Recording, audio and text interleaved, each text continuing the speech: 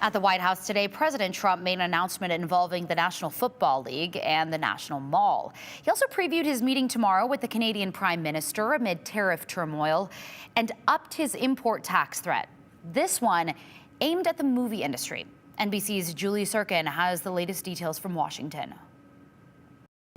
Touchdown for Washington, D.C. President Trump announcing the nation's capital as host of the 2027 NFL Draft, possibly on the National Mall. Very, very amazing, I think, for D.C., but even for the country. The news comes ahead of Trump hosting a key player in his tariff turf war, the Canadian Prime Minister, Mark Carney.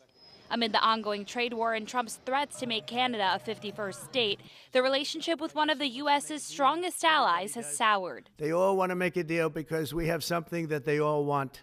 The administration on Monday also threatening tariffs on all foreign-made movies, as Trump doubled down on his tariff policy over the weekend during an exclusive interview on Meet the Press, insisting the strategy would eventually bring back manufacturing to the U.S., but in the short term, acknowledging Americans could face pain, including higher prices, supply shortages, and a possible recession. Is it okay in the short term to have a recession?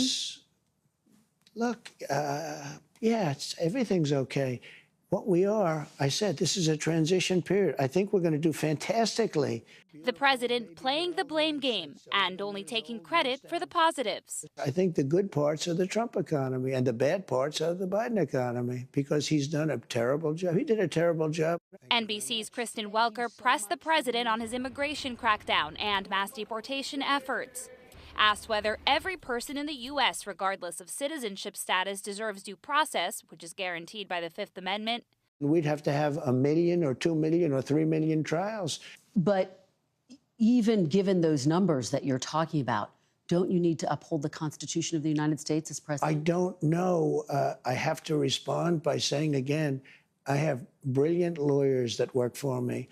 And they are going to obviously follow what the Supreme Court said. Though, in fact, the Supreme Court has already ruled the Trump administration must allow immigrants basic due process rights. Meanwhile, in the Capitol, California Congresswoman Nancy Pelosi slamming the Trump administration's latest proposal to reopen Alcatraz, the former notorious prison on an island off of San Francisco. Pelosi calling the plan, quote, not serious, emphasizing the prison shuttered its doors more than 60 years ago and is now a very popular tourist attraction. In Washington, Julie Sirkin, NBC News.